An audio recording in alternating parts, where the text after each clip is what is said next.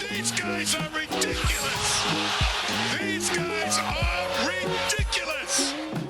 Now, how about them damn Celtics? And we are back with another episode of How About Them Celtics. Sam and I are here recording live on Wednesday, January 25th. That's right. This is a live show. If you're watching on YouTube, which you should be, you see the live background. We are here live on YouTube. Luis is in the chat with the fist bumps. Phil is in the chat with the fist bumps. That is the thing we do on the live. So make sure to stop on by and check it out. If you're on listening platforms, head on over to YouTube. You'll catch us live a couple times a week. Also live before every Celtics game, which you should know by now. So join on up, subscribe to the YouTube, and you can enjoy the lives, and I'll let Sam plug the SeatGeek since we should do that at the beginning. Oh, yes. Go right into that. Hit it up. And it's scrolling. Looking to get yourself tickets to a Celtics game or other event? Head over to SeatGeek and use promo code HBTC to save yourself $20 on your first purchase. Let us help you go see what you want to see. HBTC. How about them Celtics? Use it at checkout. On your first purchase, you will get $20 off. Hell yeah. We got plenty of stuff to talk about. We usually do stories at the beginning. You want to do those at the end today, you said? We'll get a crowd for these. All right. So, I mean, 2 tough losses for the Celtics. I can imagine the chat is not very happy. I know Sam was not very happy last night texting me after the Celtics lost to the Heat. Do you want to start with Magic or Heat? Because I think those are the 2 big ones we need to talk about on here. It doesn't matter. All right. Well, we can lump them in because I wrote my post-game article for Celtics blog last night. If you read it, I wrote Boston's effectively, like, the line was the last possession in the Heat game. And when I say last possession, I mean the Jayson Tatum possession, not Peyton Pritchard's 3, which would have been electric if it went in. But Jayson Tatum's turnover, last possession, it was kind of like just all of their issues from the Florida road trip were compounded into one ugly possession. It was very fitting the way the game ended, right? The Celtics had it. 14-point, I believe it was, third quarter lead. They blew it in the fourth. The offense went stagnant. They couldn't beat the zone, which I'm sure Sam will rant about momentarily. But it kind of happened in the Magic game. They couldn't get the offense going. And then it happened again in the fourth quarter of the Heat game. And it all culminated in that one moment where Jayson Tatum turned the ball over. And you can blame Mazzulla for not calling a timeout if you want. Should he have called it when Jayson Tatum got trapped? Maybe. You can blame Tatum for throwing the pass that led to the Tyler Hero turnover. Absolutely. But all in all, the Celtics should never have been in that position in the first place. And before Sam goes on his rant, like I said, which I know he will, yes, the Celtics, it was a bonus for them to be in that game because they didn't have Smart, they didn't have Jalen, they didn't have Brogdon, they didn't have Horford. But once you get in that position to collapse the way they did, that's where the issue lies, in my opinion. And I know Sam's going to say the same thing. And first of all, before Sam rant, Landon here just in time to hear Sam rant in the chat, fist bumps. So I'll let you have the floor, Sam. Yeah, I mean, you really kind of nailed it on the head. That's my whole thing always, is if you're there, do something about it. Does this loss mean the season's over? No. Does it mean that they're not championship contenders? No. Does it annoy the hell out of me? Oh, yeah. Yeah, it does. Both of them do, and I'll tell you why. Those are 2 games, despite all of the players that were out, your injuries, ailments, whatever. Mm-hmm. You should have won. Yeah. You should have won both of them. Especially that Miami game. Miami was dead. Yeah. They didn't look like they had a prayer in that game, and you let them come all the way back, rip off a 15-0 run to take the lead in the fourth quarter, and you looked like you brain melted because they put a zone on. This has been the thing for, what is it going to be? This is going to be the 4th season. Same the problem. 4th season that they have struggled against this Miami team when they play zone. It happened in the bubble. And since then, they have not been able to crack it. What's the problem? You put me out there, I'll shoot from the free throw line. Figure it out. You're in the NBA. You shouldn't panic when you see a zone. They absolutely melted. They missed bunnies. They turned the ball over. Unacceptable. They shot 3 of 14 in the last 8 minutes of that game.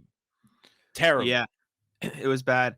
Eric Spoelstra, yeah, I mean, good coach. I don't know he if is this a good coach. There's no doubt. I think Luis is taking a shot at Joe Mazzulla with this comment. For the audio listeners, Luis commented, Miami has a solid coach. Joe Mazzulla, after the game, did talk about the zone. He said, just manage the zone offense for that segment. Mazzulla said, taking blame for not organizing the offense. They went into their zone, and we just didn't have the spacing we needed. We didn't get the looks we should have. I thought we had the right personnel on the floor against the zone. We just didn't get the looks we should have gotten on a few of those, and that led to some of the transition. So if you want to blame Mazzulla for not organizing them, sure. But at the same time, the Celtics have seen this time and time again. And absolutely, I said this when I made my first statement. Having Smart, having Brogdon, having Horford in those spots would be huge.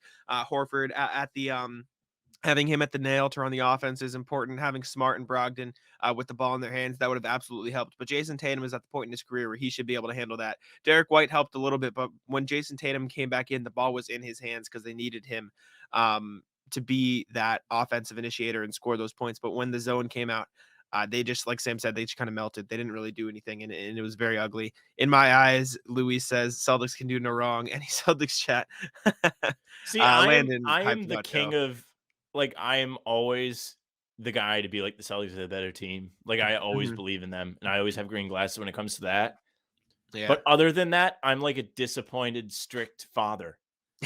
I expect everything out of them, and when they don't do it, I get Yes. real pissed. Yeah, they Like, should have I'm won the game. sorry. Orlando is not a team that you should be losing 3 games to. No. What are you No. gonna do? I mean, it happened. You lost. It happens every You year. can't sit and pout. There's always one team every year, it seems Yeah. like the Celtics just struggle against. I mean, I'll check 2 years ago. I know last year it was the Pistons. What was 2 years Well, ago? 2 The years ago, they just 2020, sucked. The Celtics were 21 terrible. season. They were Yeah, it was terrible. true. Okay, what about the year before? 2019-20 Celtics schedule ESPN. Like, I guarantee you, excuse me, there would have been one team that they just lost like the season series against, 1-3, 0-4, something like that. Just like a bad team that they struggled against. Because it seems like every year they have that team. Pulling up the schedule here as it loads That slowly, Miami but team, have they won Mhm. 14 out of 21 going into They're hot. yesterday's game? Yeah, They're hot, they've yeah. been solid. That doesn't mean you should have lost that game. They had They were nothing in it. going, and you let them get going. You stopped having good offense. You stopped having good flow. You didn't move the ball. I mean, Tatum didn't see any shots down the stretch until the very end. Mhm. How are you going to do that? Yeah, it's tough. My thing is, but ahead of the game, I thought it was going to be an uphill battle, right? Like even with Jimmy Butler out, I Bam don't Adebayo's care. there. I No, don't no, no. care I know. what it was before the game. I, If you're up you didn't 10 let in me the finish my fourth, you shouldn't sentence. lose. You have I to don't let me finish care. my sentence. You have to let me finish my sentence. I said before the game, it was understandable. Like, okay, if the Celtics lose this game, it's not the end of the world. They're down 4 players, 4 rotational players, 3 starters. But once you get to the point you're at and you play a successful 3 quarters of basketball, you just can't collapse the way they did. That's what I was going to say. So I was going to go into your point. But yeah, checking out the chat here. Luis saying I have faith, but we also haven't seen Joe in the playoffs. But of course, I want 18. Luis, I'm going to counter you with you didn't see Ime in the playoffs before the playoffs last year, right? Like I don't know, he can't magically spawn in the playoffs, right? Like you can't have seen Joe in the playoffs until it actually happens because he's a first year head coach. And at that point, you're saying like the Celtics should never have a first year head coach. Like, yeah, it would be ideal if Greg Popovich or Eric Spoelstra or you had that type of player or coach with the Celtics, but you don't. And so you kind of have to roll with the punches. And it's, I don't know. It's not really fair. I don't think it's really fair to have a criticism of Joe Mazzulla saying, well, you haven't seen him in the playoffs yet because like he hasn't really had the chance to be seen in the playoffs yet. Luis saying that last year, Jack, I don't exactly know what you mean by this. Expand upon it. I'm just confused as to what that means, but I don't think it's He's a fair saying that's last criticism. year. Let's Oh, focus on this year. well, yeah, but like I said, you can't really judge somebody for not having done it in the playoffs when they haven't had the chance to do it in the playoffs. As much as I don't like to blame the coach or be skeptical of the coach, he has Yeah. somewhat of a point just because there is room What's to the point? criticize decisions he's making in Like what? this, in not calling timeouts. Like this is not a yesterday thing. This is a throughout the season. Not even. I thought he called Jeez. good timeouts yesterday. Outside of the He was last moment, fine. I like, don't he really called fine care. timeouts. I think it's Yesterday, I been a was lot not better pissed at lately. Mazzulla. If Yeah. you want to be pissed at Mazzulla, be pissed that they melted against the zone and he didn't really necessarily make any adjustments. Also, But he's Luis, not the one out there playing. exactly. And Luis, you can absolutely criticize. I just don't think a fair criticism is we haven't seen him in the playoffs because obviously you haven't seen him in the playoffs. He hasn't played in the playoffs. But I mean, criticize all you want. I only care about in-game adjustments. That's it. Yeah. And last night was a bad example, or excuse me, not a bad example, but a bad game for Mazzulla in in-game adjustments. He said it after the game. He said, I didn't do enough during the game to help the Celtics break the zone. Jayson Tatum also took blame for it. A lot of people took blame for it. I don't think there was any shying away for that blame. They sucked, right? It's when the zone went out there, they didn't have an answer, and that was a big problem. But I think they addressed it. And outside of that, this year, I haven't really seen much to complain about personally. And they're absolutely, excuse me, should be or can be criticisms if you want to point them out. I just don't think I've seen enough. Like the timeouts, if you want to criticize Mazzulla for the timeouts, sure, I'll back you on that one. If you want to criticize the, in-game adjustments in that Miami game specifically, sure. But like overall, like they have the best record in the NBA. And if you want to look at the Orlando series and say, oh, he didn't make adjustments to beat the Magic, like I guess sure, but at the same time, I attribute most of those Magic losses to the Celtics just not playing hard enough. And you can say that's on Mazzulla to hype him up, but again, like Sam always says, he's not the one on the court. And as much as like the Celtics should be playing hard in those games, I don't know. It's just like I don't blame Mazzulla for those Orlando losses. Blaming Mazzulla for not making in-game adjustments against the Heat, I'll back you up on that one. Yes, you would have liked to see that, but he took accountability for it, and I just don't. I don't know. Sam knows this, and I think he's the same way. I hate the blame the coach angle. I just think it's personally not talking about you, Luis, and specifically. I'm just talking about in general. I always have found it pretty like I don't know, whack. It's just it's the easy way out. It's lazy, and in all seriousness, the Orlando game is not something that you should pin on Mazzulla. Those guys not playing hard is them. It's not him. He really can't do anything about it. Yeah. He can only do so much from the sidelines. The Miami game, if you want to pin it on him, you can a little bit just because of the absolute collapse they had, and there really wasn't any adjustment made. Like, if you're giving up a big-time run in the fourth quarter like that, you need to call a timeout maybe. He did. After when it was 10-0, once they scored like 3 buckets in a row, he said, "Okay, timeout," and he brought it back, and then they just continued to do ass. I don't know, right? Like, it was frustrating. That to me is just I one only place know you that can point the finger. I only know that because I wrote about it, and I was like, okay, he did call other timeouts in the game, but he didn't call in the last possession. So I don't care about the last possession. That doesn't bother me. Sure, that one didn't piss me off. I will say it did piss me off. Tatum should have just made an easy pass there. He tried to do too much, which it is what it is. Like this isn't like me being overly mad, but like he had Derek White open on the wing. He had Rob on the roll. There was room to work, and they still did have a little bit of time to get something done. And they also, I also think they went a little bit too slow for what they were trying to do. But again, these are just nitpicky at the end there. Luis in the chat saying, excuse me. So that's just how my criticism is tied to the playoff, Jack. Of course, I'm skeptical about adjustments. Adjustments win series. I know, but I'm saying I have only seen this issue in like maybe 1 or 2 games this year, right? Like, I don't think it's been a consistent thing with Joe Mazzulla. Like, I think Mazzulla's like ATOs and stuff like that. Like, I think he's been pretty good this year. I think he's developed. I mean, clearly they're one of the best offenses in the league. Like, he's developed a game plan that works pretty well. And you can only point to like, I'm pretty sure aren't the Magic the only team that's like won the season series against the Celtics, or the Bulls have also won. The Bulls and the Cavs. Cavs are up 2-0. Bulls are up there as well. But like for the most part, like most of the good teams, the teams you're going to see in the playoffs, the Celtics have played well, right? Like Cavs, they struggled with, and I mean, you can point to it here. I'm looking. I know Landon talked about it. Excuse me, athletic teams have seemed to give the Celtics problems, but at the same time, I mean, again, I'm not trying to make excuses because there have been issues, and I'll admit that. Like those Cavs games and those early bowl games, you didn't have Rob, right? Like you're missing your big athletic, center that you need to combat that. But also, hello to Ben in the chat. Fist bumps from Landon to Ben. We appreciate y'all. But no, yeah, I totally understand the Mazzulla criticism, especially after that Miami game. He deserves a lump of it for sure. But overall in the season, just frustrating game. You shouldn't have lost it. Mm-hmm. Should not lose that game when you're up like that. I don't care if it's me and the boys out there. I agree. Once you're in the position where the Celtics put themselves in, I don't think it's acceptable to lose the game. Like, I mean, like I said, and I'm repeating myself here. Welcome back. I'm repeating myself here. Like, going in, if you want to level your expectations because they're down guys, sure. But once you put yourself in the position where you're up by 14 in the fourth, and the offense, I mean, the offense was holding its own without Tatum. And when Tatum was in, it was dominant. You can't let one adjustment from Eric Spoelstra hurt that. And that's what happened. Hello, Dad, in the chat. Fist bumps. So, yeah, I think that's where the main issue against the Heat lies. As far as the Magic, it's just, like Sam says, it's not something you should be, getting overly upset over or like wasting the success of the rest of the season. It's just frustrating seeing them struggle against these lower level teams. And I found schedules from previous years. I'm trying to see like potential teams they've struggled with. Like the last good team, before last year, the prior best Celtics team would be 1920 in the bubble. And I'm trying to find teams that they lost to multiple times. Like they lost, I guess that year was the Rockets with James Harden, so that would be fine. I'm trying to see which teams were bad that they struggled against. I mean, they lost to the Kings. That was bad. They lost to the Nets twice, and I'm pretty sure most of those Nets teams didn't have KD playing and or Kyrie playing. So that's games you probably shouldn't be losing. Right? Like every year, there are going to be losses where you struggle against a bad team.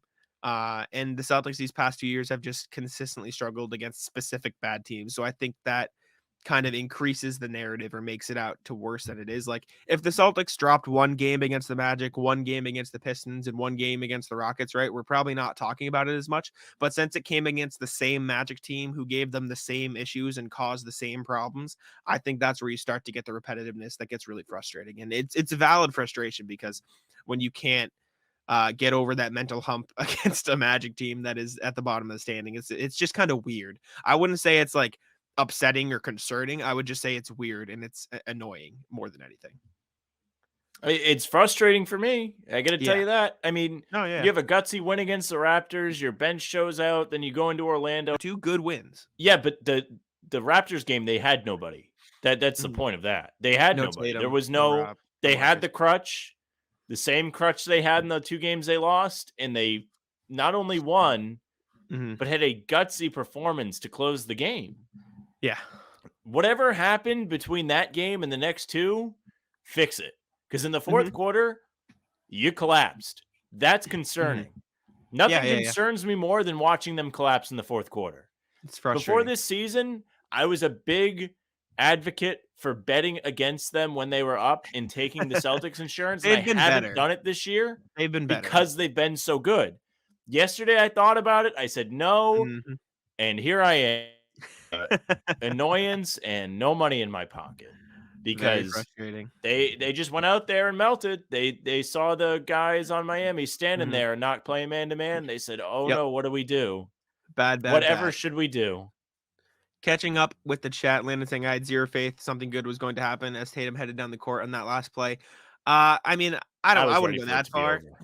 I wouldn't go that far. I didn't care. But, it was frustrating. Either make a 3 or call it a day. Did not want to watch any more of it. The game was that was a terrible game throughout like 3 quarters. It was very ugly. The refs made it really bad. Not blaming the refs for the loss, but like there were too many whistles for both sides. It was just agree. Poor. Terrible. It was terrible from the beginning. This isn't like Celtics screwed the refs screwed the Celtics. Screwed themselves. This is the refs screwed the game, right? Like you got Miami and Boston, 2 very physical teams, and they just decided there was going to be no physicality in this game. It was very annoying. Again, catching up in the chat, Phoenix saying that Bam dude is pretty good. No shame considering the injuries. We talked about this. Big like shame. Going in, massive shame. Going in, you can say this, but Don't with the care. way they played, you should have won. Don't care. Phoenix saying another factor to consider is the talent pool in the league is the best it's ever been. I think he's talking about the losses to bad teams. And as much as you don't want the Celtics to lose the Magic, and they shouldn't lose the Magic, there have been a lot of good teams losing to bad teams this year. Like you're seeing that a lot around the league. The Thunder are coming up. You know, it's not that they lost to them; it's how they lost. They melted in the fourth fourth quarter. The consistency with how they lost in the same way, I think, is the problem. Landon saying the win against Golden State was accidental. It felt like that. It really felt like that. Luis saying Woj on TV talking about Miami the Bucks are in runner for crowding Miami as well. We can talk about trade market briefly. I do want to catch up with a couple more things. Should we go back to the big bomb from Chris Haynes yesterday? Oh my God! All the Sam new information. Chris Haynes. Poor Tim. Poor Tim. I gave him such a hard time for bringing that up yesterday on the stream. That was rude. It was very funny. Chris Haynes, who reported all these things that we already knew. Yes. Ben Rhodes in the chat. Very hard with injuries and to get up for 82 games, not excusing. Still want to win every game. Yeah, I guess I understand. Like they're not going to win every game. It's just the way a year from today, this won't matter, but today it matters. Exactly. Then we have 2 comments. I want to talk about this first before we get into trade and buyout. Grant and Hauser concerning me somewhat, but still want to see how they perform at home. And then Landon saying, how do we feel about Grant since his pay Grant game 2 games ago? Grant has not had a good 2 games here. Grant has not played well. He looked rough the other night. I mean, he was a team high plus minus. He made some shots, but like Luis mocking Sam for mocking Tim, putting in his 2 weeks. Grant was bad. Grant has a tendency, I think he's shown that he can do a lot more, but when he gets into the middle of space and doesn't have a plan, he has a tendency to lose it. And he's not had a good 2 games. At the same time, though, I don't like the essence of this idea. Like, how do we feel about Grant since 2 games ago? Like, people have bad 2 games, right? Like this isn't like an overarching issue with Grant. But Grant was really bad twice. He was bad against Orlando. He was bad against Miami. But at the same good. time, It makes Brad Stevens look good because he didn't pay him. Well, that's what I'm saying. Though. Are we gonna take these specific 2 games and outweigh them with like the excellence of the rest of the season? Like Grant's been great this year. Let's not like shortchange it. Like Grant has been really good this year, and he's been earning a big payday. Like, are these 2 games concerning? Sure, in the short term, like you want him to improve on these specific aspects of like you can't be doing so much, you can't be doing that. But like this is ridiculous. He's come down $5 million in 2 days. Like pay him $5. You know what I'm saying though. Like you got everyone has. He's not an MVP player. He's a guy. You're gonna have bad games. You're going to get inconsistent play from somebody like Grant, especially when guys are out and he's asked to like create shots. This is like what Marcus tries to do. Exactly. He was taking on a larger role, and that's not his role, right? Like he's not going to be the he doesn't have enough experience yet. It's funny. No. We always talk about Marcus doing it, but it seems this year when he's had to do it, he's actually been pretty good. Like, yeah, he has. That Nets game, for example, when Jaylen Brown was out and Durant was out for Brooklyn, Marcus stepped up big time, had a monster game. You don't really see that from Grant. he doesn't really do that, except for in Toronto. Yeah, well, he's never really been asked to, like you said, so he doesn't have experience. Doing that. Louis saying he's a 7th, 8th man. That's not 20 million. Well, here's the thing. Yeah, the Celtics can pay Grant, and they can't spend that money anywhere else. So if it's me, just pay him. I mean, you're just gonna lose him for nothing. Why not pay him? We're also talking about, you're saying he's a 7th, 8th man. That's not 20 million. We'll add some context. Well, not to every team. Yeah, exactly. He's a 7th, 8th man on the Celtics. You put Grant on the Pacers, he's their like 3rd best player, 4th best player, right? And I'm not saying like, obviously from the perspective of Celtics fans, you know, everyone should want to win. Everyone should want to be in the best position to win. But if you're Grant Williams and you have the option to go be a 3rd or 4th best player on a playoff team and earn 20 million versus being the 7th or 8th best player on a championship team, but only making 15 million, you have some real options to weigh, right? And obviously, like Sam said, the Celtics can pay him whatever, they can match his contract. So that's important, but it's less about what should the Celtics be willing to pay him and more about what should the Celtics be willing to match. Because I'm telling you now, there are going to be teams offering Grant a lot of money, right? And if the Celtics lose Grant, they can't bring him, like they can't spend that money elsewhere. Like they can do a sign and trade, right? If they want to send Grant to the Pacers and say, okay, we'll take back Buddy Hield or something like that, right? But at that point, and obviously I'm not vouching for that, this is just an example, right? There are only so many players in the league who can shoot 42% from 3, right? Who can play make off the bounce, which he struggled with in the past 2 games, but he's been very good at overall this season. Grant throwing passes to the crowd. Yeah, right. Who can defend multiple positions. And Luis saying we have Justin Jackson will be fine in the chat. There's a very stark difference between Justin Jackson and Grant Williams. I really think you can't let Grant walk. I think that would be a huge mistake for the Celtics. And obviously I'm a Grant fan, Sam, so help me out here. Like no, it's true. There are important pieces to winning teams. Just look at Golden State. Okay, last year they won the finals. This year they're not 500.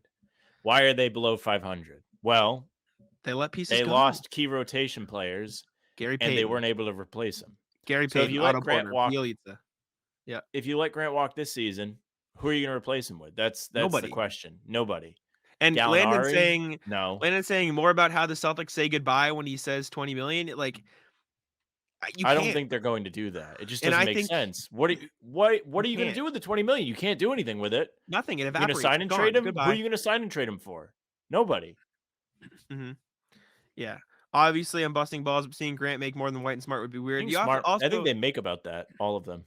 You also have to consider, like, the Celtics got Smart on a really good deal. And I've seen people talk about Grant Williams versus Robert Williams, and you can't pay him more than Rob, but you also have to add the context of Rob was coming off injury. So the Celtics got when the Celtics paid Rob, he had not played a full season. Still hasn't. Exactly. But, I want to talk about this really, really quick, Jack, that we can bounce back. Ben saying rumors over here at Fenway Sports Group not putting money into Liverpool FC because they are after a Las Vegas NBA franchise. Tell you what, Fenway Sports Group raising hell over here too because they own the Red Sox. People are not happy with John Henry and the fellas. I got to tell you that, and that rat LeBron. Hard to blame them. They are not paying people, and they got booed at their Bogarts. little event over the weekend Good. and edited out of the TV stream. If you didn't hear about that, I would recommend. I'll send you something to listen to if you're interested. Uh, but yeah, not good. People not happy with Mhm. them. Good news for all the Rightfully Boston so. fans: Celtics, Bruins, Wagons, both of them. Celtics Love to less see it. so the last 2 days.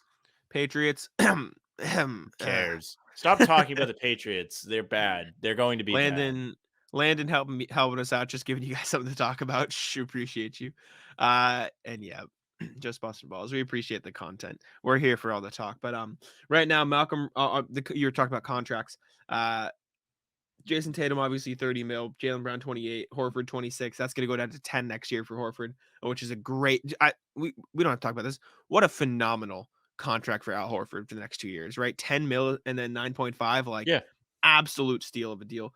Malcolm Brogdon making 22.6, then 22.5, 22.5 for the 2 years after that. Marcus Smart making 17.2, 18.5, 19.9, then 21.3. That's going to be a good contract. And it sounds weird to say Marcus Smart, $20 million players, but you have to remember at that point in 2024, 2025, the cap is going to go skyrocket way up there. So that's going to be a smaller fraction of it. Derek White, 16.8, 18.1, 19.3. Again, with the cap increasing, that's going to be huge. And then, I mean, Robert Williams, this contract is absurd. 10.9, 11.8, 12.6, That's the craziest one. 13.5. Absolutely absurd. So ideally you'd have Grant Williams, because you have to remember teams are going to be willing to pay more because he is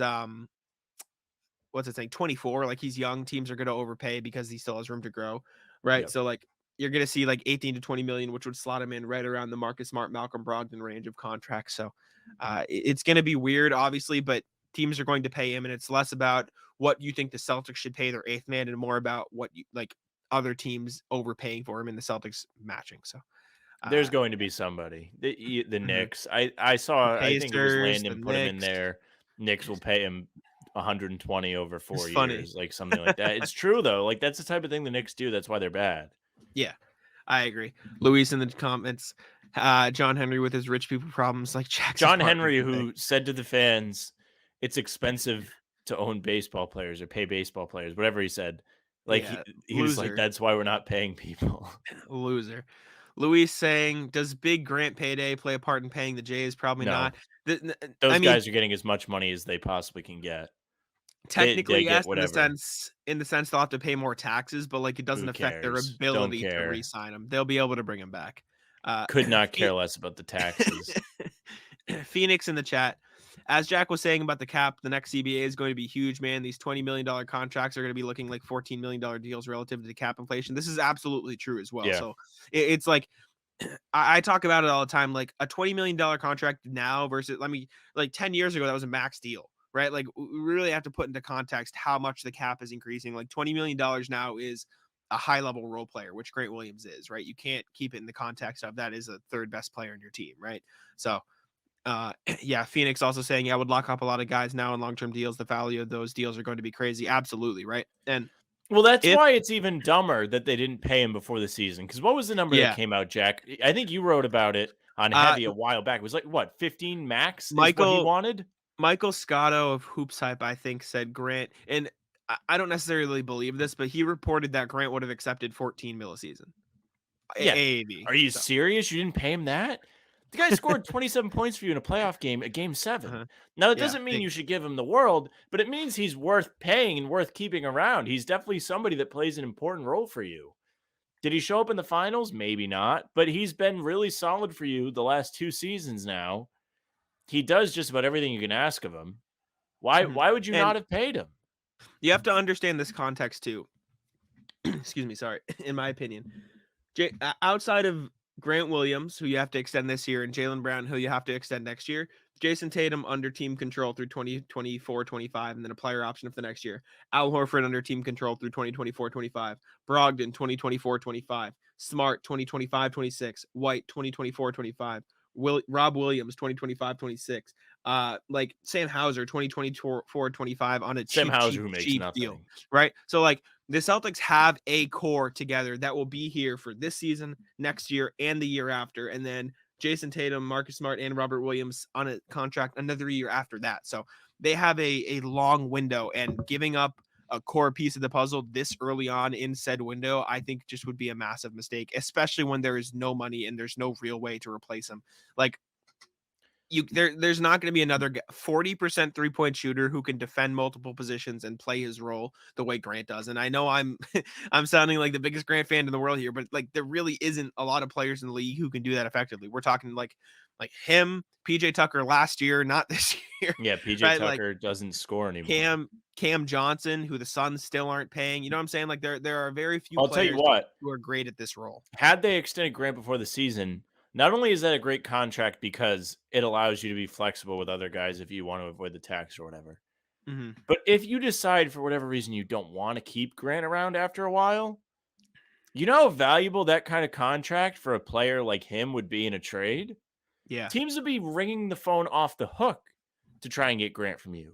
It's like when Jay Crowder was on the Celtics and everybody would always talk about how valuable Crowder was because he was really giving them a lot and he wasn't making any money. Who'd they trade Crowder for again? He was in the Kyrie trade, the rat. I know. They I just want to traded hear you him. talk about Kyrie. He's bad. He's a rat. I've said this multiple times.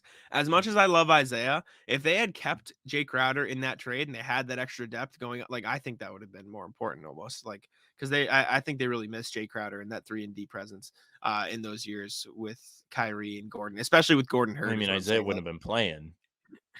Well, yeah, but And I'm Crowder, saying like Crowder didn't want to be on the team anymore because he didn't want to play off the bench. I know. There's plenty of issues there, but and like Phoenix is saying, you have Grant's bird rights, so there's really no reason not to pay him. Exactly. That's number one. Like you got all these guys bird rights. Pay them as much as you want. Yeah, Just give him money. It doesn't matter. You can pay him whatever. It doesn't. The cap doesn't matter when it comes to bird rights. Absolutely, Luis in the chat. Long as we pay Luke, we will be fine. Luke's under contract through next year too on a cheap deal. The funny thing about Luke is you don't have to pay him anything. He's just happy to be there. It's like me. He's been good, man. I like I said, Luis. I know you don't like him. I've never understood the Luke kid. I think he's played his role really well. I'll tell you what. I'm not sure why Justin Jackson's on this team. No idea. Played a lot of minutes yesterday. Don't know why. You know why he played the other night because he had to. He didn't really. Well, he had to, but still, like, eesh, that guy's terrible. I was a little bit upset that you didn't see any J.D. Davison or Kevin Gailey minutes. That was a little weird. I was surprised you didn't see Kevin Gailey against the Heat. I think you needed an extra guard, right? I know Davison's very young and he hasn't played, but you needed some more ball handling, right? It was just Derek White and Pritchard. They were the only 2-point guards on the floor. But anyways. Luis loves Cornette, says Landon, rolling his eyes. Luis in the chat. You need guys like Luke and Boban for the vibes, and Blake. Blake's been phenomenal for the vibes. I love Blake because he comes in, does something like a hustle play. Like yesterday, he caught the ball at the free throw line, laying on his back, and then he fucks off. Like he doesn't do anything else. Like it's the best. And I think it was against the Raptors. Like he had some crazy swipe down, dove on the floor for the ball, saved it, created a fast break, and then he didn't do anything else. Also, very random. Excuse me, but I'm just remembering it now because you were talking about Luke. Luke Cornette got absolutely screwed on a block the other night. Yeah, I tweeted about Miami. It. Bad. That was so funny. I want to find the replay. It was again. Oh, who did he block? Was it Highsmith that he blocked? Maybe it was Orlando Robinson. It might have been the big man. But I remember seeing someone tweet like the ref decided. I think it was Keith Smith. The ref decided it was a foul before Luke even made the play. Right? Because Luke. Actually, you want to talk about something that's terrible? This was at the very beginning of the Heat game. Derek White takes maybe a corner three, hits the front rim, goes right back to him. He gets the rebound. He then drives, pump fakes, defender jumps, doesn't really touch him. He misses the next shot, hits the front rim, gets it back, puts it up for a layup. The defender didn't jump. I'm sorry. He tried to take a charge. They wait till he makes the layup, then call a foul on the second shot. Second of his 3 shots. And he takes 2 free throws. They took 2 points off the board to give him 2 free throws, and he missed 1. Oh, was this the Lowry thing? It might have been Lowry. I don't remember. Was it Lowry trying to draw a charge in the paint? Yeah, it was something like that. That was terrible. A terrible call. And that is not the first time this season I've seen officials do something like that. Where it was dumb. It was very dumb. It might have been the last time they played Miami, actually. Because the worst part is points off the board multiple times to make late calls. The worst part is it wasn't a foul on Lowry, right? Like it should have been nothing. And then they took something away from Luke. So it hurt the Heat and it hurt the Celtics. Yeah, right? it was like nobody needed that. The referees said we're gonna have a night. That's what they did. Oh, I have it. I have it from Luke. We'll share the screen here. We're doing some All some Luke Cornett watching. Again, if you're not watching on YouTube, make sure to watch on YouTube. Check it out here. Actually, let me get the sound up so we'll be good to go. So We I'll never ask turned you on to the do it music, did we? specifically. We didn't turn on the music. We can now. What are you That's all gonna right do? though. We don't need Not the to. end of the world. All right, so here we go. All right, can we see this? Everyone seeing? Yep, here we go. As you can see, Justin Jackson at center court for no reason. Victor Oladipo drives, ditches to Orlando Robinson. Luke Cornett, the cleanest block you'll ever see. And then, as Landon said in the chat, he looks to talk to the manager after the play. He's so far that, from thrilled. You can't have much cleaner of a block here. There is very minimal body contact. He gets just hand right on the ball, clean block, meets him at the rim, and the ref calls a foul. That horrendous. You know what the best call of the week was? Mhm. The foul that they called on Horford on the Wiggins 3 in the last minute of the Warriors game. And then they challenged it and they went back and he didn't touch him and they doubled down. It was the quickest review ever. Yeah, they doubled down. They were like, terrible. well, like this was really bad, but we're just gonna say we're sticking to this one. They didn't double down. They tripled down. They tripled down the last 2 minutes report. Yeah. Right? Very brutal. Yeah. Luke hit him with the hey bucko. You guys ever get called buddy? Oh, it's painful. Getting called buddy is awful. I hate buddy. Very, very not very long ago, a couple years ago, like it was a really big thing in the group chat to call each other buddy. And I remember I was working with my man Frank, who Legend. Jack knows. A very good guy. Frank's Good guy, Frank. And he was explaining to one of our older coworkers being called buddy, and he could only describe it as degrading. It's a good way. It's degrading. It's a good word for it. Buddy feels bad. You know what the worst is? If like I haven't had this experience because obviously I have a girlfriend, but if like a girl calls you buddy, that's a I don't really get that. They just don't talk to me. If my girlfriend it was fine buddy, when the Celtics won 9 in a row, but now they lost a couple in a row. I'm feeling lonely again. Sam's feeling lonely again. I'll tell you what, last Friday. Worse. This is a good idea. Sorry. Bud or buddy? Bud might be worse. Getting called Bud. Bud. Ooh, I don't know. I think everybody knows Buddy's disrespectful, so that makes Bud. it even worse. I don't love Bud either.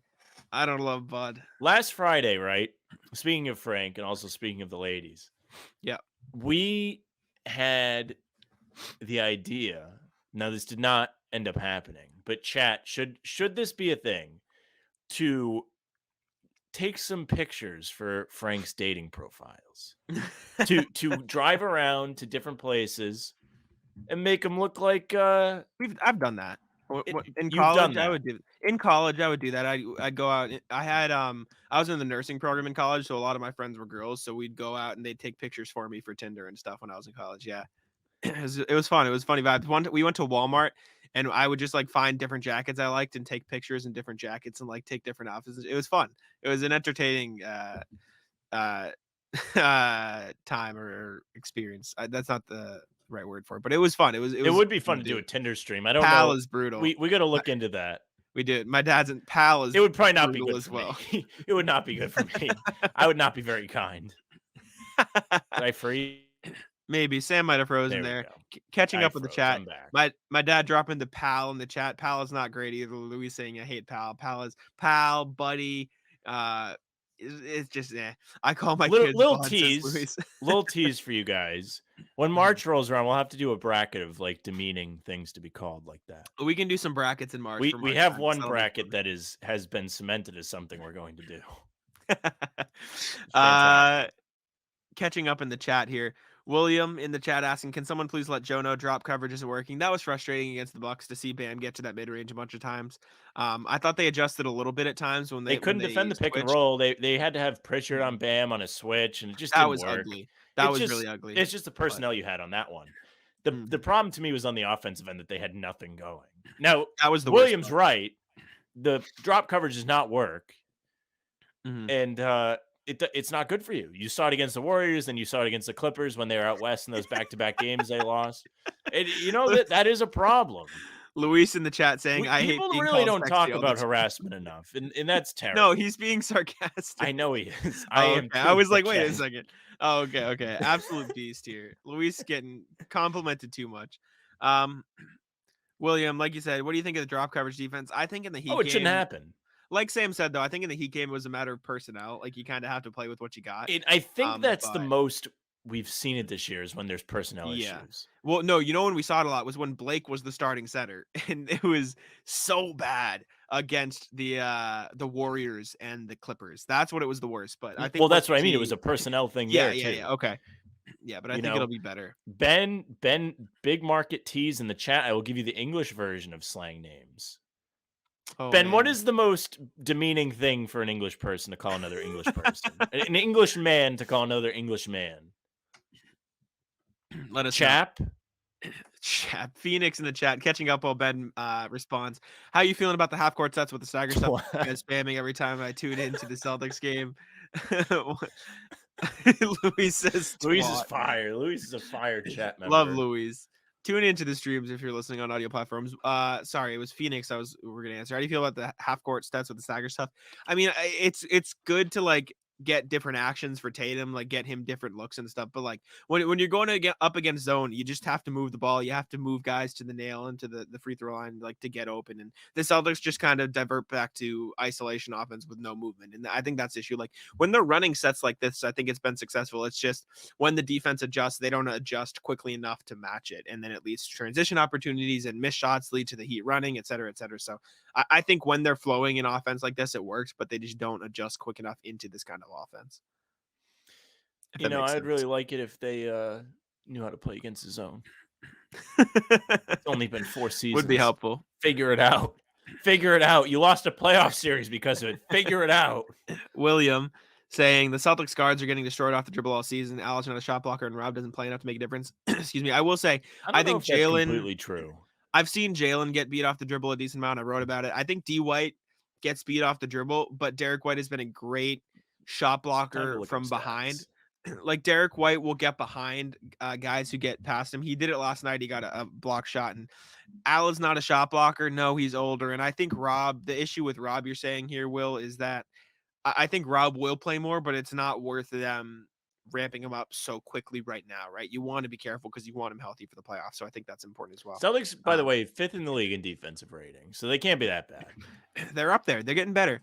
And this is after they were playing like me and the boys on defense. Yes. Ben saying too many to count, Sam, but Mug is a clean one. Does not like Mug. Phoenix also, saying, speaking of English people, yeah, me and the fellows went to England last summer. And speaking of aforementioned Frank had a very long hairstyle at the time. I remember. The locals did not like that. He was getting dirty looks everywhere he went. Is that a thing, Ben? Do they frown upon that? He was very self-conscious. He felt as if he was getting the side eye everywhere we went. Frank getting the side eyed for his hair. That is amazing. William saying coaching matters in the playoffs. Are you comfortable with Joe? I know Luis has voiced his concerns this stream. I haven't seen anything where I'm super worried with Joe, but like Sam said, like you can't really judge something until you've seen it. Yesterday is the first time I'm kind of concerned, just because they completely melted because Miami made an adjustment. That's why. At the same time, like we could, like the Celtics could very easily. We were talking about these same concerns against the Nuggets and the Thunder, right at the beginning of the year. Then they ripped off a 9-game win streak, right? So like a week from now, if the Celtics start to play better again, we could not even be talking about this game. But like Sam said, this is kind of the first time all season, and I agree. We got to talk about something. We got to talk about something. Exactly. They just stood there for the last 8 minutes and threw numbers the ball. lie. Fifth, really, what your eyes say? The eyes say they've been a lot better on defense. Like honestly, fine. Like they've improved especially a lot as of since late. Rob has been back. I've said it multiple times. I think Derek White's one of the best defensive guards in the league. You have point of attack Marcus Smart, says Phoenix, as he points out here. I think Rob helps. I think they'll be able to play more switch defense when it matters with the personnel they have once everybody's healthy. Like, I mean, the fully healthy Celtics went on a 9-game win streak, and I don't know how many of those games were defensive stalwart games, but they held the Warriors to a pretty good number in regulation. Even yesterday, right? Like, yeah, even yesterday was fine. They held the Raptors, even with the shorthanded squad. Like, let me look at the Celtics schedule here. They only gave up 104 against the Raptors, gave up 98 against Miami yesterday. And if they just had their head out of their ass on offense, they'd win that game. 106 against Charlotte, but I mean it's Charlotte. 98 against Brooklyn with the Kyrie, and they've been playing pretty well, even though KD's out. It was 118 against Golden State, but that was an overtime game, so that's not the end of the Regulation world. was 106. Beat Chicago, that was 99. Beat Luka, held them to 95. Right, like they've had a lot of good defensive games lately. Even going back to the end of last year, 102 Houston, and I mean Houston stinks obviously, but 110 against the Clippers is under average, right? Minnesota 109, 92 Orlando in the loss. Like they've been holding teams pretty consistently to under 120, and that doesn't sound like a feat, but 120 is the average this year, right? So you have to add the context of like the top defense in the league this year. Like defenses aren't holding teams to under 100 anymore. That's just not. They're actually tied for fourth. Yeah, so I think it's been really, really good. And Phoenix saying drop coverage is still king, and I think drop coverage works in certain scenarios, but when Bam Adebayo is just hitting mid-range after mid-range, you really got to chill. So there is that. Catching up again in my bucket list, Justin says see an NBA game on another continent. That'd be cool. My mom has done that. Really? Where'd you see London. That's 2018 awesome. Celtics. I have the thing in the other. I'm not going to go get it because I don't want to leave the stream. I have the program. Cool. It has Fultz, Ben Simmons, and Embiid, and Kyrie, Horford, and Hayward. Maybe was the last one on there. Amazing. Or maybe no, I think it was Jaylen Brown. Ben saying that my hair was like Shaggy from Scooby Doo when I was younger. I would say, Frank, not a mullet, a mop. At that time, it was very mop-like. Catching up in the chat, I'm going to the game in Philly on the 25th of Feb. That's going to be a good one. Always going to be a fun time when those two teams play. I'm going on the 8th when they're here. I was going to go to that game, but I think I've said this is my mom's birthday, so I'll be home. I will be home for that game. Yes. Knicks tomorrow. Andrew, they better slap them around tomorrow. I'll be really mad if they lose that one. Justin asking in the chat, what is your dream version of the Warriors KD signing for the Celtics? It would have been KD in 2016. That was it for me. I would have liked that. If you're talking like now, right? Like if the Celtics could have any signing right now, I would probably go with a really like, if the Celtics have unlimited money and we're talking about any player in the league, like I'd really want an elite wing. Like I'd want somebody who can step in at the 3 and the 4. You can play Marcus, JB, Jayson Tatum, Rob, and then a wing. Or honestly, actually, I'd probably want an Al Horford replacement. Give me prime Al Horford. I was going to let you finish, bastard. I was about to take that one. I thought. I mean, you can talk about it too. I think that'd be top notch. Like if you can find something like that. Who would it be?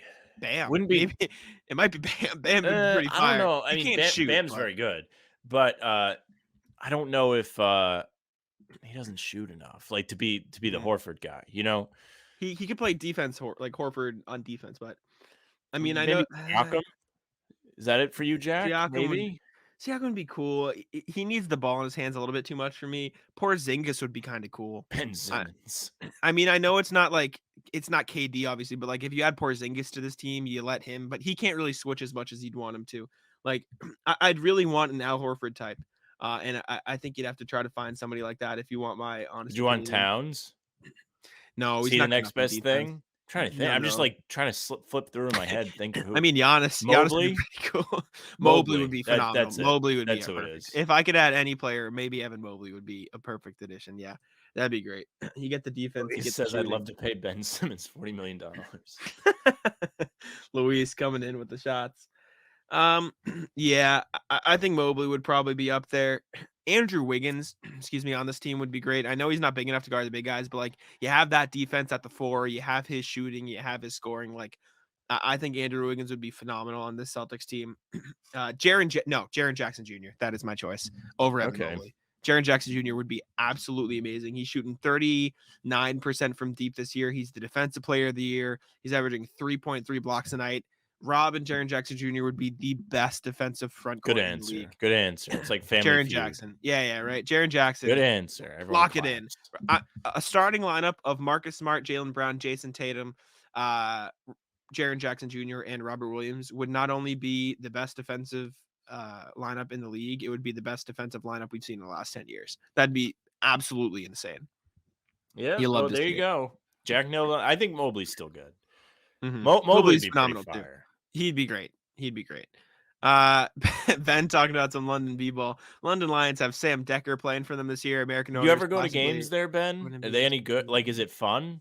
I've seen like people tweet about it. It looks like it's in a high school gym. What's the atmosphere like? Yeah, that's what I want to know. Like, I'm not like being like sarcastic. I am curious.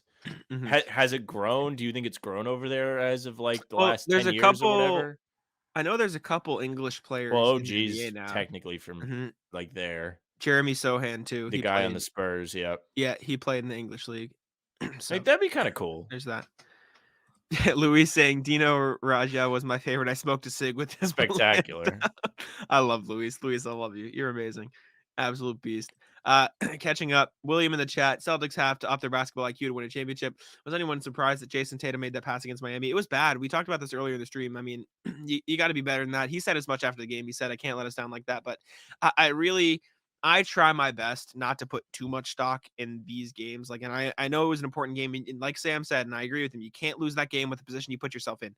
But at the same time, right, we had these same exact complaints at the beginning of last season, at this time last year, and the Celtics won an Well, incredible being run. upset also doesn't mean you're like thinking the world's ending. It just Mhm. means you're playing the cards that are dealt to you.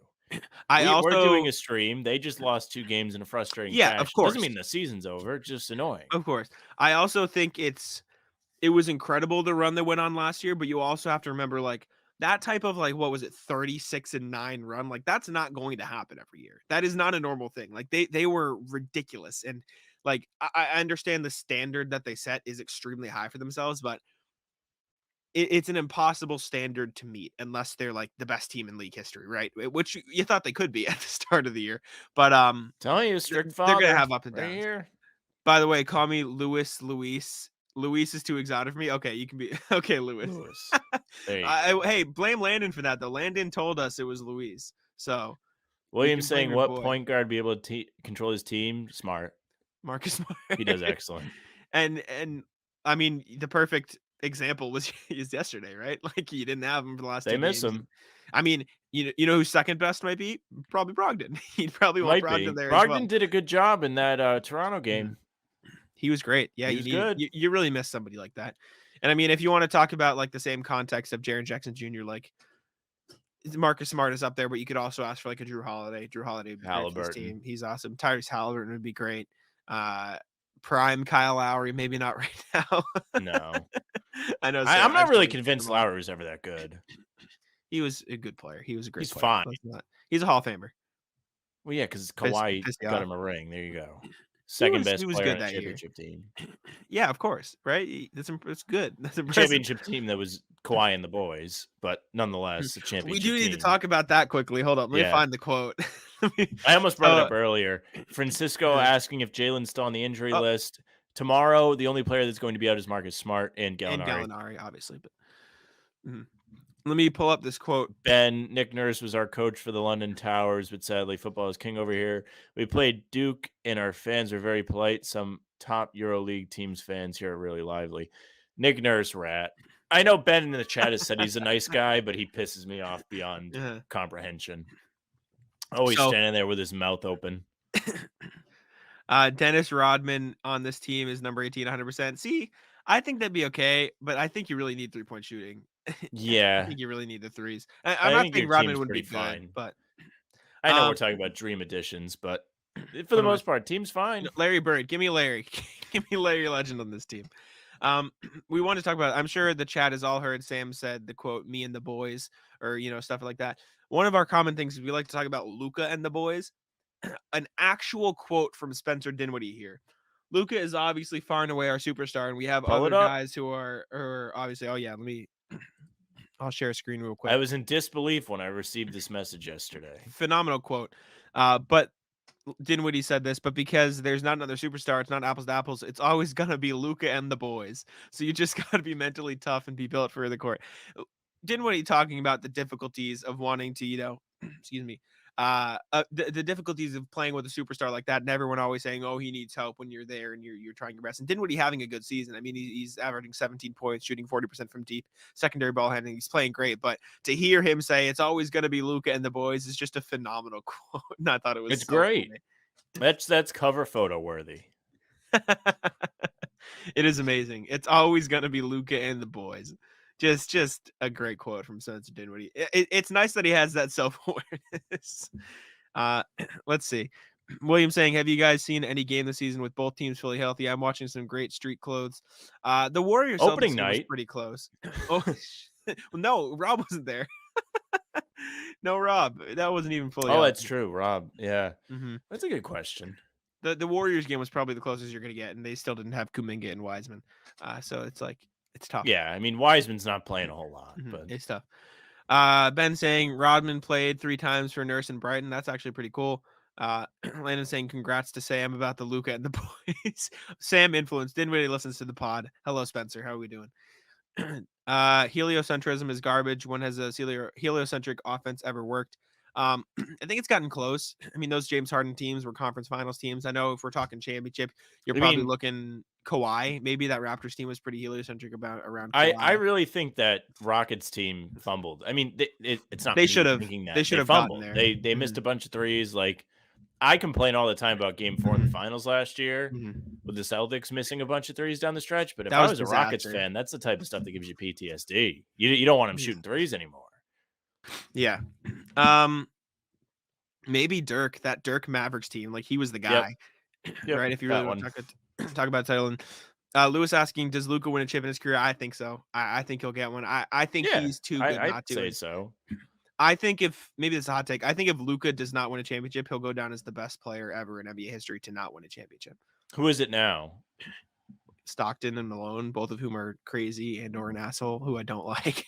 Probably one of those two, right? Barkley, maybe if you want to talk about it. Steve People Nash say is Iverson. Up there. That's what I thought you would say. Iverson's definitely up there. I'm not convinced Iverson was really that great. Let me Google best NBA players to never win a ring. Barkley, Wilt got one. Yeah, Ewing maybe. Stockton, Chris Paul. I mean, James Harden is probably up there at this point. Like, I don't know. Harden feels like one of those guys that just I don't know. He's whatever. Phoenix thinks it's Harden. Yeah. Yeah. Would you trade Luka for Tatum? I know it will never happen. Like, would I trade Tatum for Luka? Probably not. I don't think I would. I don't think the Mavericks would trade Luka for Tatum. You know what I'm saying? I don't think either team would make that trade. And I just don't. I'll put it this way: I wouldn't trade Tatum's defense for Luka's insane playmaking and ability to control the game. And I don't think the Mavericks would trade Luka's insane ability to control the game for Tatum's defense. I think they fit well where they're at. So I think the Celtics with Luka might be a little bit worse, and I think the Mavericks with Tatum might be a little bit worse, if that makes sense. Yeah, people are not thrilled about the Iverson thing. You know, he's fine. Landon says grow up. I don't think he sucks, but he might not be better than those other guys. No, AI was disgusting. Yeah, no, he doesn't suck. That's not what I'm saying. I don't know if he's as good as the other guys. A lot of people, when you ask them that question, will say him. Yeah, he's up. I mean, he's up there. That Raps team weren't as heliocentric as you think. They had a lot of variation with Larry the PNR. I agree with you there. Maybe I misspoke. Excuse me, misspoke. I got the hiccups. My dad saying Luka for JB. I mean, yeah, I'd trade JB for Luka. Yeah, Jack's ready to get him out here anyway. No, I knew you were gonna say that. Tell me, would you trade JB for Luka? Exactly. You got it would be a shit show trying to watch them play together, but different levels. No, yeah, that'd be yikes. Anyways, do you want to do a couple cards and get out of here? I'll tell you what. I was at the gym this morning, and I was on the treadmill as I recover from multiple ailments. Drop some campfire emojis in the chat. We'll do story time. Campfire story. I like that. This isn't a massive story, but they have the TVs, right? They got the TVs in front of you. You look at the TVs. Yes. And I'm of course at a Planet Fitness. Is a Planet Fitness commercial. Now this is the best commercial I've seen. Mm-hmm. They do not have it on their YouTube because I looked right at the beginning of the stream because I wanted to show it because it's so funny. And it's like all these people that it's like whatever, they go to the gym and it shows them feel better. Now there's this one guy in the commercial that has gone to the gym and his the way that they portray him feeling better is he's like real close to the camera. And his bed's in the background, and there's like some girl on the bed that looks exhausted. And he's just got the biggest grin on his face. He's just like an average looking dude, and he's got like the biggest smirk on his face, and he's like, "Yeah, that's right." She's all tuckered out over there. Look at me. I got cardio now. I wish I could find it. I'm so upset it's not on their YouTube. I looked at their most recent ad is not that. That is But I was funny. just like, I was running and I was like, is anyone seeing this? He's got like the biggest grin on his face. Jeez, Lewis. Yeah, maybe I don't know if ideal. it was that, but he just tuckered her out. She couldn't handle it. I've got a funny commercial story if we want to get into it quick. Before you start, they got to get rid of the Mac Jones commercials. Oh, he's yeah, terrible. The Arbella one. He can't play football. He can't act. Oh my God, he's terrible. I hope Brady comes back. I mean, I know you don't, because then there'd be too much. I like Brady. Brady's fine. I think that'd be fun. Brady and DeAndre Hopkins. I know everyone's hoping for that, so we'll pray. But one of my friends from high school is an aspiring actor. He was in musical theater. He's done plays and stuff, and he's like trying to get commercials, et cetera, et cetera. So Landon says Whopper. Whopper. That's still the best commercial. W. But Landon. for those of you in Massachusetts, you know Stop and Shop. Do you know Stop and Shop? Stop and Shop's fire. Yes. Mm-hmm. So I asked him. He's like, "Oh, I did a Stop and Shop commercial, right? I don't know if I got it. They would have just aired it, but et cetera, et cetera. They gave me some money for the audition, and I don't know if I got it. And so I Googled Stop and Shop commercial. I'll pull it up here for us to look at briefly. Let me share audio. Okay, so this is the Stop and Shop commercial. Kale. Okay. Chips. Flip. Looking here. He goes, "My job was to hold Nature's some fish." promise. So that's him? Yeah. That's like the Seinfeld where George becomes a hand model. Yeah. Now, if you're listening, this is a video of a gloved. First of all, you can't even see his hand. He's wearing a glove. Yeah. So Well, my buddy put that on the reel. He didn't his drop one it. job was to hold a To piece your of car. salmon, and it was for like, what is this? 2 seconds. He's in the ad, and it's just his hand holding a piece of salmon. I don't even know if I've seen a Stop and Shop commercial. Like around here, they don't even have to advertise. No, it's just what you go to the store. He didn't know it aired. He just like I sent it to him. He goes, "Oh yeah, that's me, haha." And so like it was funny that he got into it. Francisco proposing a trade in the chat. Would you trade Jack for John from Celtics All Access? You can ask them if you want to. Is that John Zanis? Oh, okay. John Zanis. Go ask the CLNS fellas if you want about us, but Sam can answer that. I guess I can't answer about it. I like Jack. I like talking to Jack. It's a lot of fun. Yeah, come on. Don't try to trade me, Francisco. Jack and I are friends. Lewis I'm very saying, loyal. Lewis, I was a hand model for casting couch. Oh, there's Lewis. seriously a Seinfeld where George becomes a hand model, Phenomenal. and then he like burns his hand on an iron and ruins his career. It's a very Landon tragic saying, tale. Luke Cornett over Mac Jones. Lewis saying, Luke and Mac are twins. Lewis backing me up saying Jack is solid. I appreciate it. Why are they trying to force Peyton Manning and Eli Manning on the public? Two of the most boring guys. I actually love the Manning streams. I know Sam probably doesn't. Well, that's why, William. There's your answer. I love the Manning streams. I think they're really cool. That's a Tatum Lucas situation. Jack for Zanis. You know, I'll take the compliment. His hand is stiff. No Robert De Niro there. Criticizing my friend. Yeah, Zach. dude, he looks like he's allergic to fish. I give him a break. He's afraid of it. Give him a break. All right, let's do. You want to do a cards. few cards? All right, let's roll through some cards here. Also, sorry, I'm only gonna say because it's a sick name. We got a new subscriber to the channel, Playoff Al Beast. Fire name if you're watching. Well, if you're watching, thank you. It's been a good stream. We've had a consistent crowd in here. Amazing name. Yeah, it's a good time. Next Monday, I think we have to confirm not confirm it. We set it up and everything, but Celtics Jeopardy, be on the lookout. Yep, Celtics Jeopardy live stream on the 30th, I believe, right? Yep. All right, be on the lookout for that. We'll be here with some guests. It'll be a fun time. Watch out for the tweets. You can participate in the chat. Yes. All right. Cards time. We'll do 3 or 5 or however many. Do we 5. want to do. We'll depend on how good they are. Let's see. First card of the day.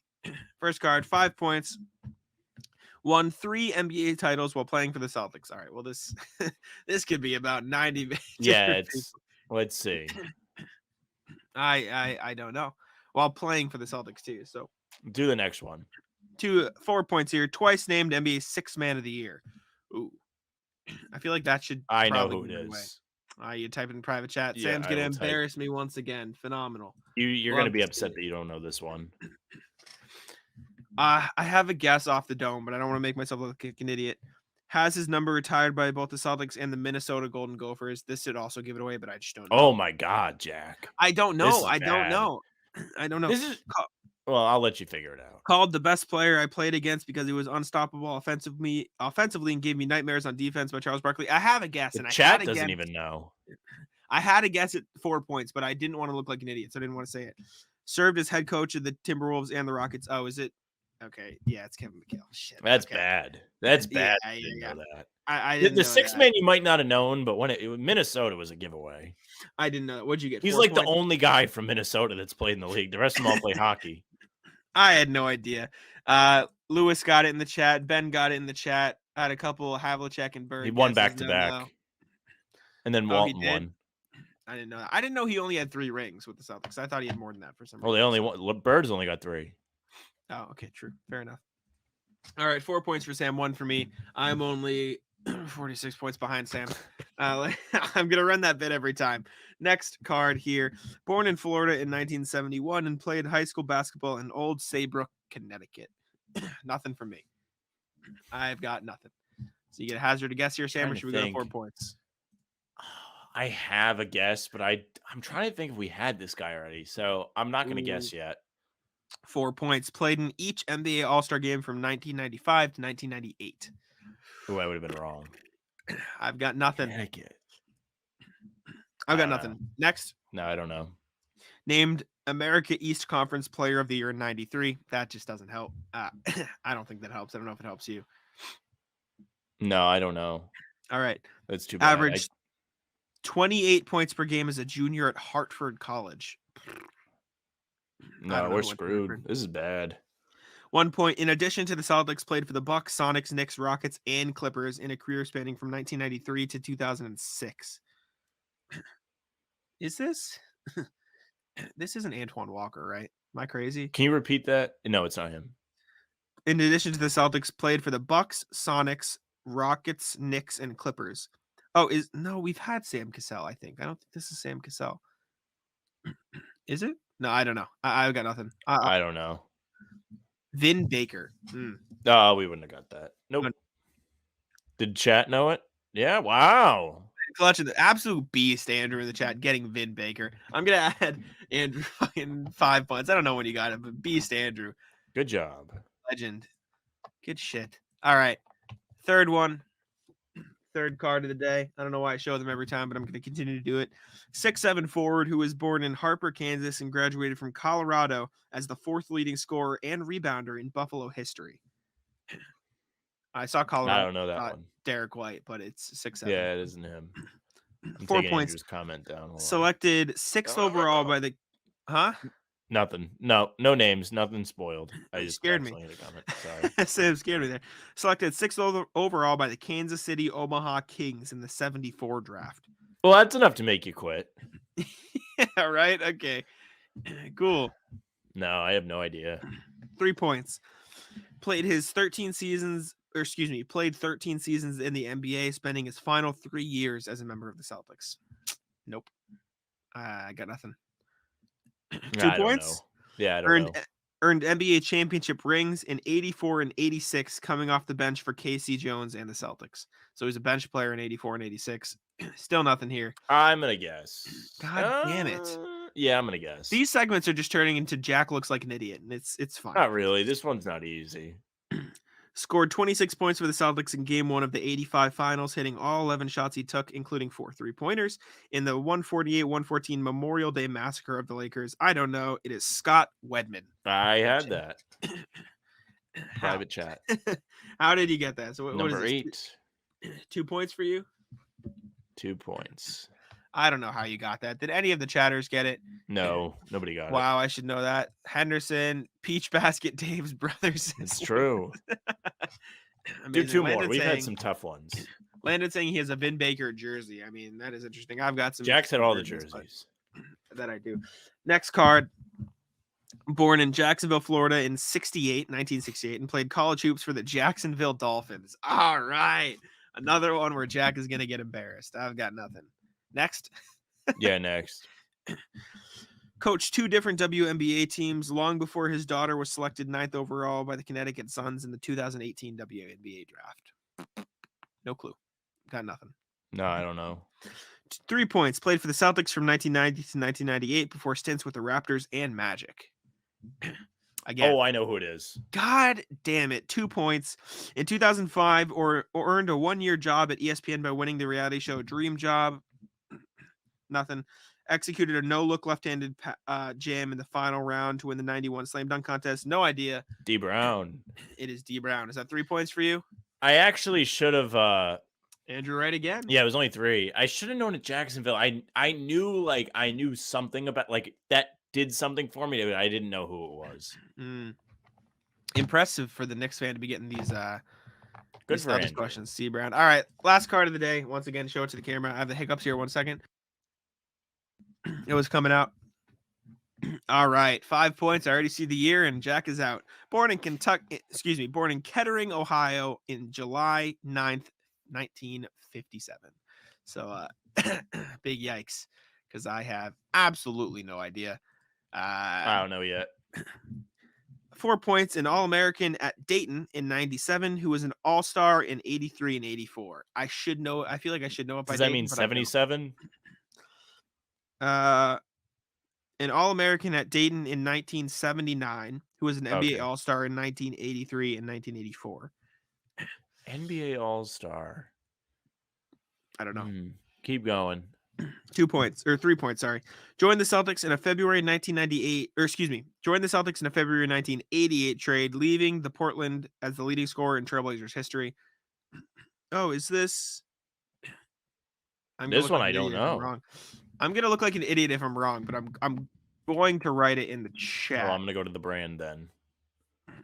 I'm going to write it in the chat, but I'm going to feel like a moron, and I'll be okay with feeling like a moron if I'm wrong. Well, I'm really 2 upset points. that I don't know this. Served as GM of the Cavaliers from 99 to 2005. I think I got it wrong. I have no idea. 1 point. Father played briefly in the NBA in the 1950s, and his brother won 3 straight NBA titles with the Bulls from 91 to 93. Yeah, I guessed Bill Walton, which is wrong because I saw Blazers. But I don't know. I'm anything? upset. Jim Paxson. There you go. No idea. Robert Paxson won. Let's do one more. All right. I guess Andrew knew. Absolute beast. Andrew's on fire today. I should have added his own scoring. He might be ahead of Tim by now. Tim's only played a few times. I guessed Walton because I saw Blazers and I was like, maybe it makes sense, but I am dumb. We'll do another card. We'll do it until somebody gets it. 5 points. Won the 1960 Ivy League championship while playing for Dartmouth College. I feel like I should know Dartmouth, but I don't. I just don't. This is a disaster. 4 points. Inducted into the Naismith Basketball Hall of Fame and the College Basketball Hall of Fame, both in 2006. Oof, Nothing. That's a long time. Helped form the Big East Conference while he was the athletic director at Providence College. The athletic director at PC? I have no idea. This is brutal. We might have to do another card because I just don't know. How is this person related to the Celtics then? Shall I have a guess, but I don't know. You want to put your guess in or you want 2 points? No, keep going. Served as CEO of the Boston Celtics from 1990 to 1994. All right, I'm going to guess. All right, well, then I'll go 1 point. First commissioner of the Big East, filling the role from 79 to 90. I had no idea. Dave Gavitt.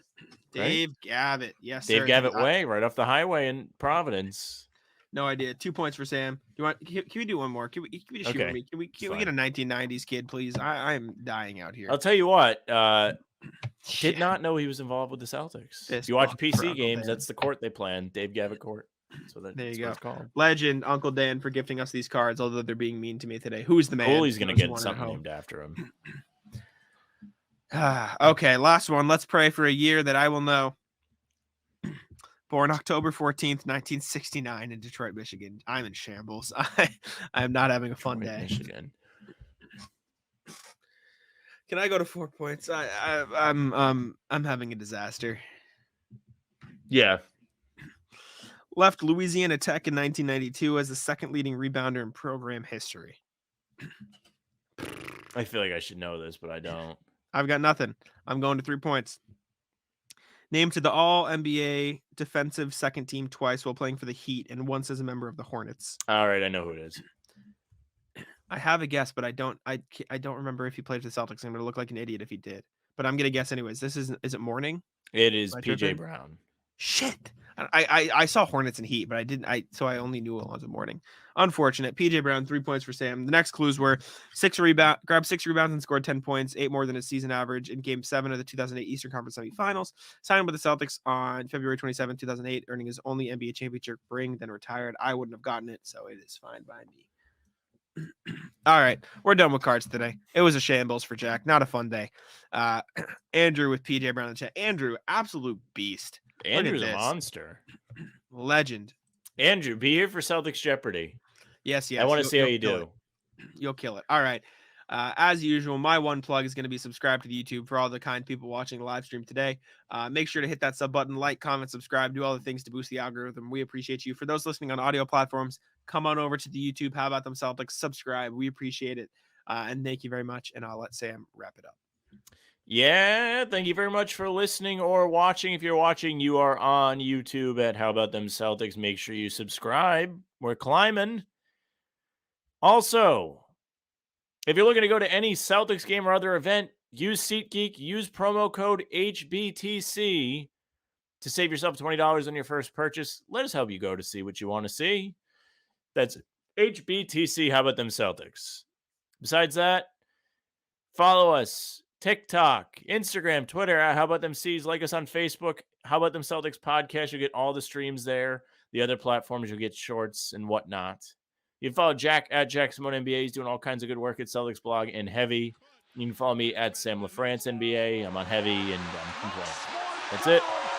Bye.